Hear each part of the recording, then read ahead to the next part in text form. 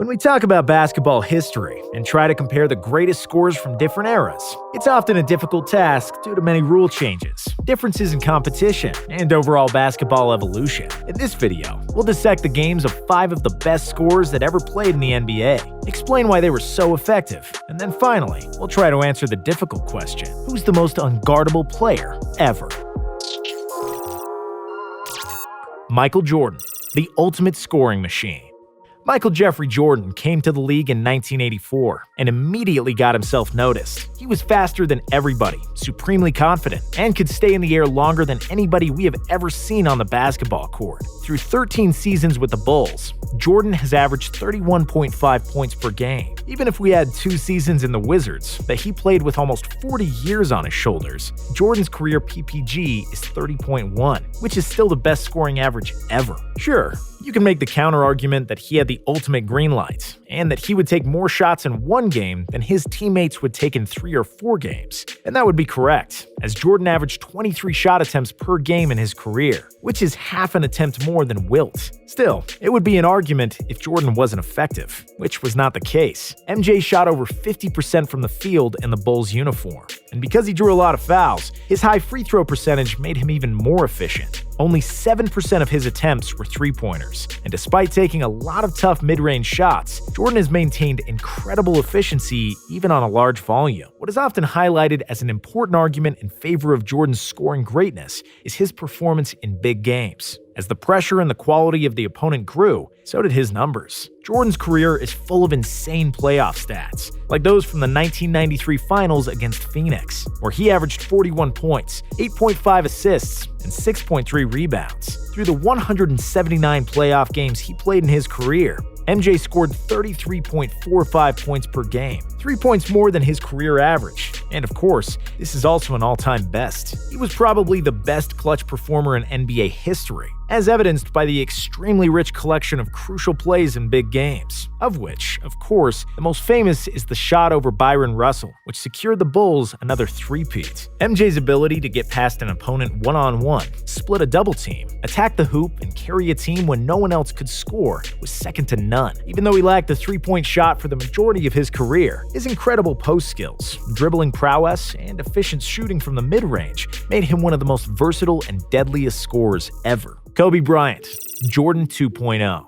Kobe Bean Bryant was the true incarnation of Jordan, both visually, mentally, and spiritually. He wanted to kill on the court, and for the majority of his legendary career, he did just that. Even though he wasn't as strong as MJ, nor he had the big hands that could palm the ball with ease, he could make every move Jordan could, probably even with more elegance and refinement. We'll forever remember 81 points against the Raptors, 62 against the Mavs in 3 quarters, and 60 points against Utah in his farewell game, which stand out among the numerous 40 and 50-point performances Mamba had in his illustrious career. Kobe's prime came into the worst era when it comes to pace, which extended from the second Jordan three-peat to the time Bryant won his 5th title in 2010. Averaging many points with the slowest pace in league history is definitely an argument for Kobe, even though the same can't be said for efficiency. He did shoot and make twice as many threes as MJ did, but the accuracy was the same. Kobe also shot less than 45% from the field in his career, and there were times where he was heavily criticized for shooting too much and not passing the ball. His true shooting percentage is 55%, compared to Jordan's 57%, and his 36 per 100 possessions are worse than Jordan's 40. So, even though he was probably even more skilled than Jordan, we have to give the advantage to Mike, who won 10 scoring titles, compared to Kobe's 2, and he also edges Bryant in both traditional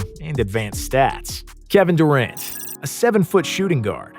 Just when Kobe was winning his last championship, another scoring phenom was emerging. From 2010 to 2014, he won 4 scoring titles and firmly established himself as the most unguardable scorer in the NBA. Kevin Durant coined the term unicorn, which is interesting because he's a unicorn himself. The world has never seen someone that tall to handle and shoot the ball like KD can. And even though he won all those scoring titles in OKC, the full extent of his scoring wrath wasn't fully unleashed there. Oklahoma had talent, but it didn't have shooters around Durant, who was often forced to play ISO basketball, especially in the playoffs. With the Warriors, it was a whole other story. Like a tailor-made suit, Durant was made for the Warriors, and the Warriors were made for him. Durant finally showed how wide is the range of his offensive arsenal, He scored in half court, in transition, as a cutter, from catch and shoots, isolations, you name it. It almost hurts how simple his game is. Durantula just takes what the defense offers. If you step back, he'll shoot over you.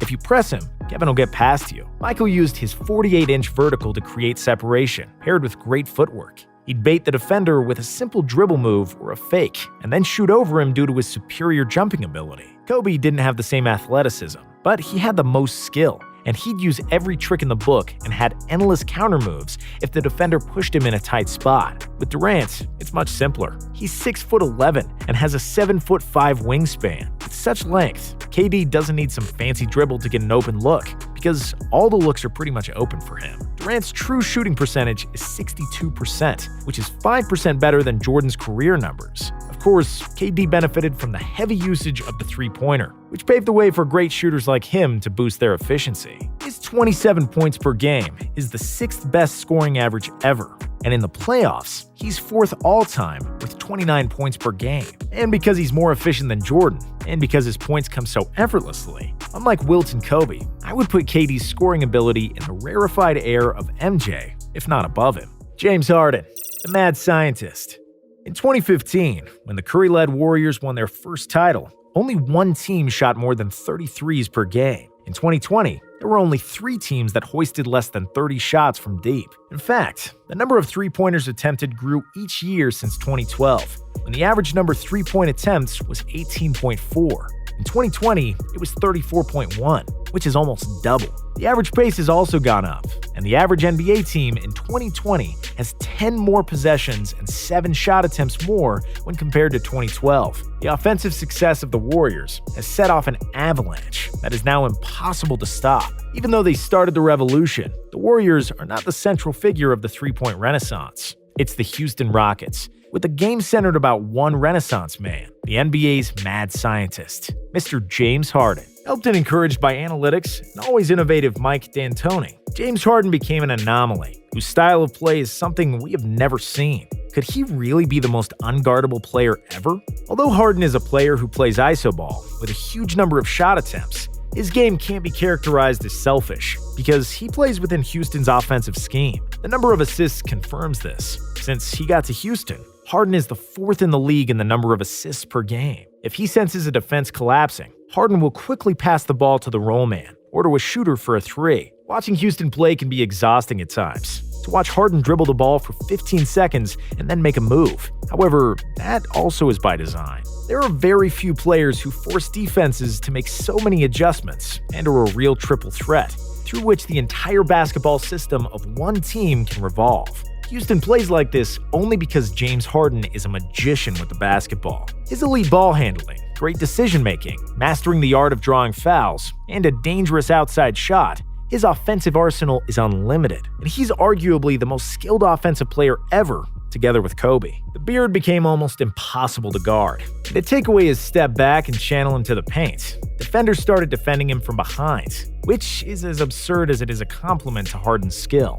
Harden will never be a fan favorite. He flopped too much in the past. He dribbles too much and draws too many fouls, which kills the flow of the game. You may not like him, but you have to respect James, because his moves are basketball poetry. In the 2018-19 season, he went ballistic and scored over 30 in 32 consecutive games. 50 or 60-point triple-doubles were not a surprising stat line anymore, nor was him shooting 23s per game by himself. The Beard won the scoring title in the last 3 seasons, and since he got to Houston, he averages slightly under 30 points per game, which of course leads the NBA. And he's doing it effectively too. Because he graduated from the University of Daryl Morey, Harden takes a lot of three-pointers, or he tries to score layups or free throws. His true shooting percentage is 61%, which is better than Jordan, Kobe, or Chamberlain. James is scoring 39 points per 100 possessions as a Rocket, which is a point less than Jordan, but he averages 9 assists per 100 compared to Jordan's 7,